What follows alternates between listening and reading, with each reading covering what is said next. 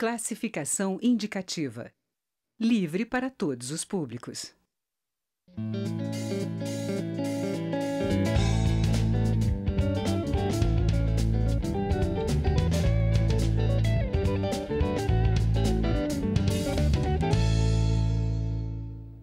Olá! A reforma da Previdência tem sido o principal projeto defendido pelo governo federal, que anuncia com frequência a intenção de aprová-la no Congresso ainda neste ano. A proposta de emenda à Constituição, de acordo com especialistas, é mais rigorosa que a apresentada pelo governo Temer. Por isso, alguns parlamentares consideram que o presidente Bolsonaro terá dificuldades em obter os 308 votos em 2 turnos de votação. Nós vamos conversar nesta edição especial do Palavra Aberta com o líder do PT, deputado Paulo Pimenta, que é do Rio Grande do Sul. E o programa tem uma produção da TV e da Rádio Câmara. Bem-vindo, deputado Paulo Pimenta. Prazer imenso poder estar aqui para conversar com vocês.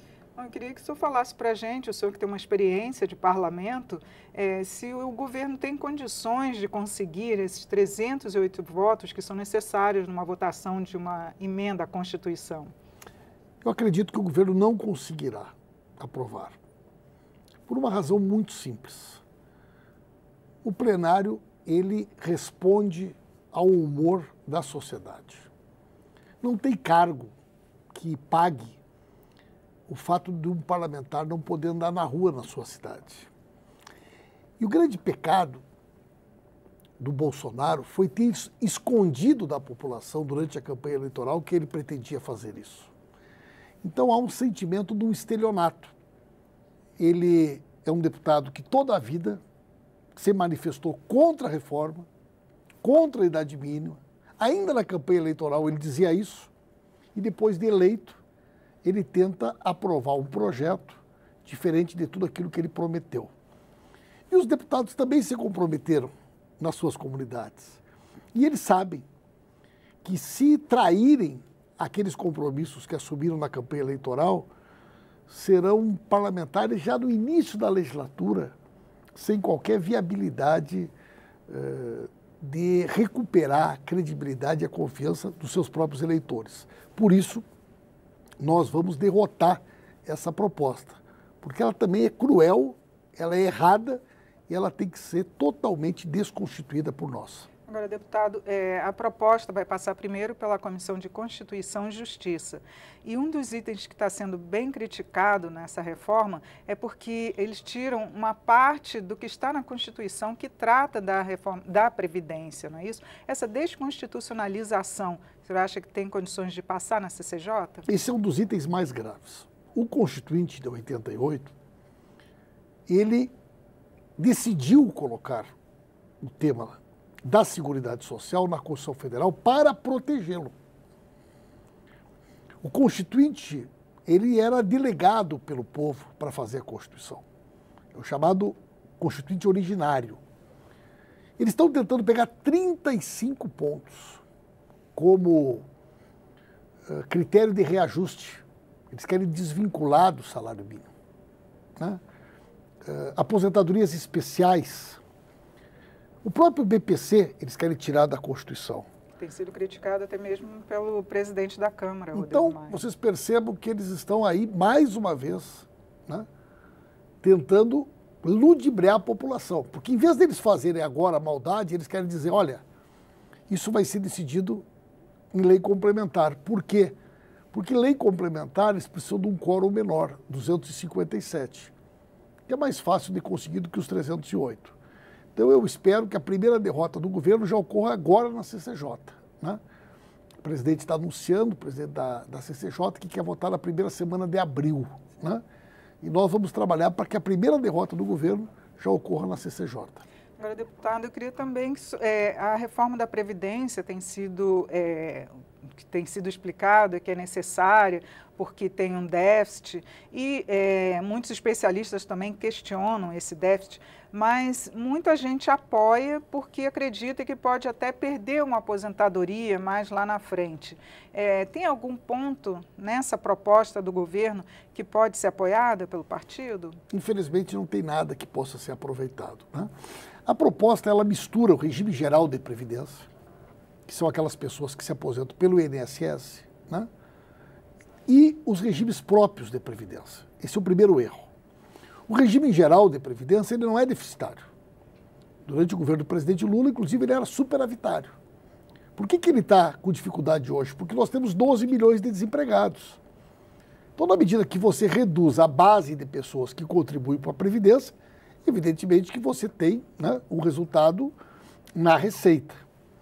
Mas a Constituição Federal, quando ela fala em Seguridade Social, ela diz o quê? Que o PIS/COFINS foi criado para isso, né? Que a DRU, que foi implementada pelos governos, tira dinheiro da Seguridade Social. Que nós, durante o governo do Fernando Henrique Cardoso, inexplicavelmente, tiramos o imposto sobre lucros e dividendos. Só tem 2 países do mundo que não cobram impostos de lucros e dividendos, nós e a Etiópia, né? A taxação das grandes fortunas. Então, o governo tem um erro conceitual, né? Por outro lado, ele diz o quê? Tem uma distorção no regime próprio, né, que são os servidores públicos. Ok. Então, vamos começar por onde? Pelas principais distorções. Eu recebi o relatório do Tribunal de Justiça de Tocantins, do mês de dezembro, o juiz ganhando 250 mil, ganhando 200 mil, pensões milionárias, né? Não tem nada sobre isso. Não tem nada sobre isso. As pensões das filhas de militares, que envolvem milhões de reais, não tem nada sobre isso, né? Então, para começar, ele tinha que ter coragem de encaminhar para cá um projeto regulamentando o teto salarial. Ninguém pode ganhar mais do que o ministro do Supremo Tribunal Federal. Com isso, ele resolveria boa parte do déficit e acabaria com esse ralo interminável das grandes distorções, 200, 300, 500 mil reais. Então, o governo erra conceitualmente. Por quê? Porque ele é cruel com o trabalhador rural, com o BPC, com a pensionista do INSS e covarde para enfrentar as grandes distorções, os grandes privilégios. Inclusive, ainda não chegou o projeto sobre os devedores contumazes, não é isso? Devedores. Não chegou o projeto dos militares. Eu tenho dito, sabe o que, Regina? Se o projeto dos militares é bom, por que o governo não propõe o seguinte? Vamos aprovar uma medida para os militares. Aposentadoria e pensões. Depois a gente bota só um artigo. Estenda-se a todos os demais brasileiros as mesmas regras que o governo vai propor para os militares. Resolvia o problema. Até o PT ia votar favorável. Então esse é o desafio que a gente faz. Bolsonaro, encaminhe um projeto para os militares, aposentadorias e pensões, que nós votamos a favor de estender as mesmas regras para todos os demais brasileiros. Inclusive, eles não entregaram o projeto em conjunto e a CCJ está dependendo desse projeto dos militares para começar a tramitar, para apresentar relatório. Isso também é outro fator que pode retardar a votação? Eu acredito que sim, né, Regina? Porque, veja bem, todo mundo diz que no Brasil a educação é prioridade. Todo mundo diz que a saúde é prioridade. Por que os trabalhadores da educação e da saúde vão ser duramente penalizados e categorias que não são prioridade para a nação vão receber um tratamento especial e privilegiado, né? Então, acho que é justa a preocupação dos parlamentares de não quererem analisar nenhuma medida até que chegue aqui. A gente está curioso para conhecer a proposta que vai vir para os militares. Já tem até sido anunciada na imprensa. O senhor acha que tem algum item que realmente vale a pena para ser aplicado dessa forma para os outros Eles estão servidores? dizendo que vão oferecer aumento salarial, novo plano de carreira, reajustes anuais, promoção quando vai para a reserva, né? Então, pelo jeito que eles querem aumentar, né, a distorção. Sabe que esses dias eu vi uma reportagem que me deixou estarrecido, né? Sabe que aquelas filhas de militares e de altos cargos do Poder Judiciário, do Ministério Público, que os pais entraram antes do ano 2000, elas têm uma pensão vitalícia, né? Então muitos, inclusive esses dias eu vi um general de 97 anos adotando a neta, porque eles tornam pensões eternas. Então elas não casam no papel para ficar com a pensão. Mas muitas destas pensionistas, né, de militares, que são solteiras no papel, elas casaram com outros militares ou com servidores públicos. E quando os maridos morreram, elas querem a pensão como viúva. Então a justiça concedeu. As duas pensões. E nós temos no Brasil milhares de senhoras que recebem pensão como solteira, filha do pai e viúva do marido. Então são as viúvas solteiras, que recebem duas pensões. Por que o Bolsonaro não tem coragem de enfrentar isso? Né? Algumas ganham até 80 mil reais por mês.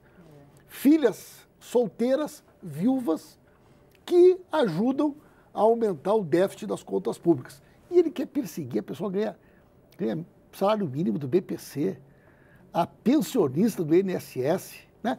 Eu acho assim uma coisa covarde. Você, trabalhador rural. Trabalhador rural.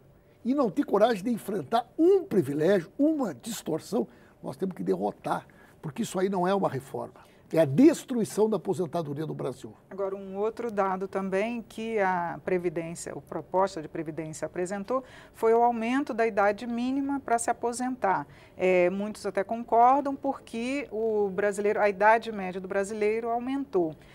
Mas o senhor acha que essa idade de 62 para mulheres, 65 para homens, seria uma idade factível? Regina, veja bem, nós não somos contra que exista idade mínima. Mas você não pode acabar com a aposentadoria por tempo de contribuição. Aí é a crueldade, porque veja bem, uma menina de uma família mais humilde, que precisa começar a trabalhar cedo, às vezes com 16, vamos dizer que ela começa com 18 anos, ou um menino que para sobreviver, ajudar a família, ele começa a trabalhar com 18 anos. Bom, quando ele tiver 40 anos de contribuição, 40 anos, ele vai estar com 58 anos. Então, para chegar aos 65, ele vai ter que ter 47 anos na carteira. 47 anos de contribuição. Quem? O filho do trabalhador, da trabalhadora. Agora vamos pegar o filho de classe média alta. Conseguir esse tempo todo que não existe, na carteira, né? Eu duvido assinada, que alguém conheça um operário, imagina um senhor que trabalha em construção civil, com 60 anos, procurando uma obra, porque ele não pode ficar nem um dia sem ter a carteira assinada. Né? Uma trabalhadora doméstica, uma comerciária, uma senhora com 60 anos procurando um emprego para continuar trabalhando no comércio. Quer dizer, eu não conheço essa pessoa. Agora, veja bem, aquela pessoa que tem mais dinheiro, aí ele estudou, foi fazer o mestrado, foi para o exterior fazer o doutorado, conseguiu entrar no mercado de trabalho com 30 anos.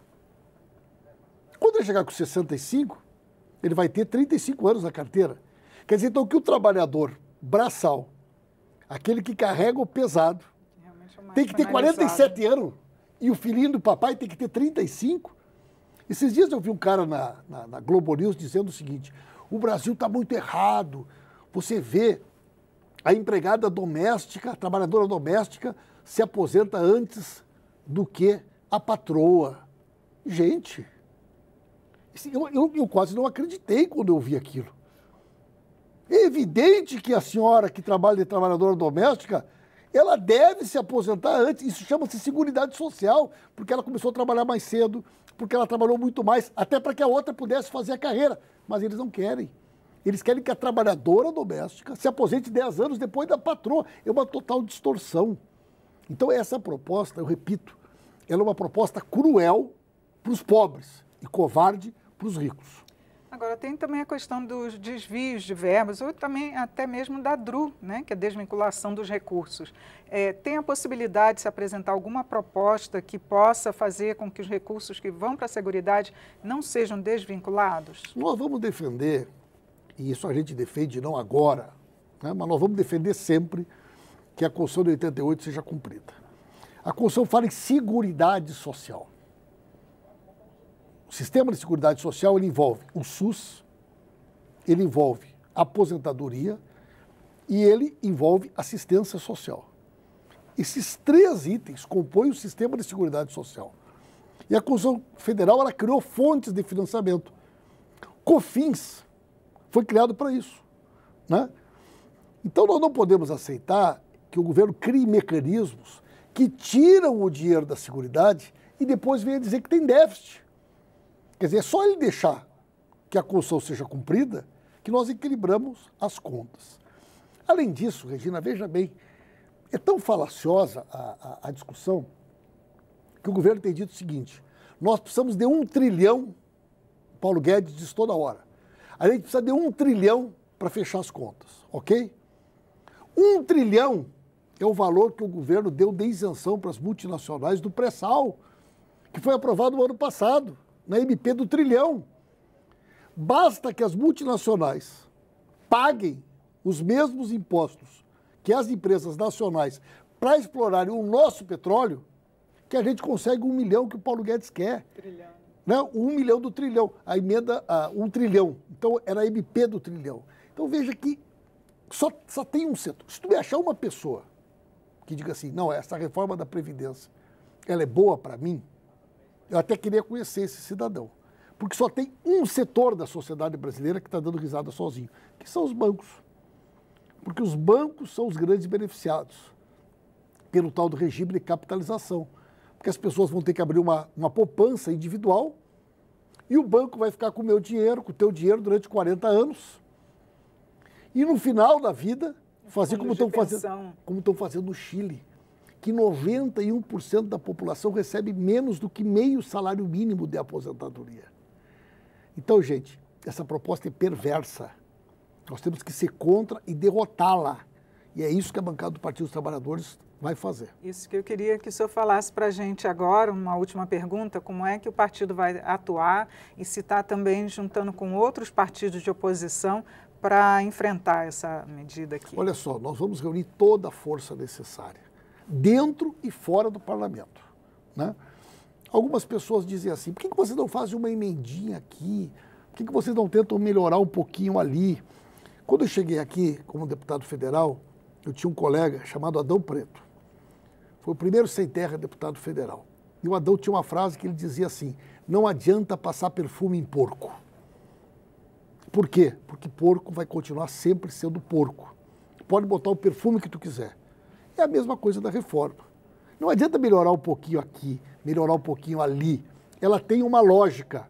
E a lógica é ser cruel contra os pobres e ser benevolente e covarde contra os ricos.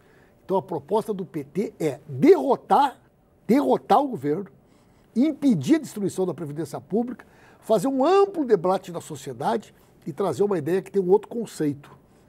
Quem ganha mais, paga mais. Quem mais precisa tem que ser beneficiado. Isso é uma política de seguridade social e é isso que o Partido dos Trabalhadores defende. Deputado, muito obrigada por seus esclarecimentos aqui no programa.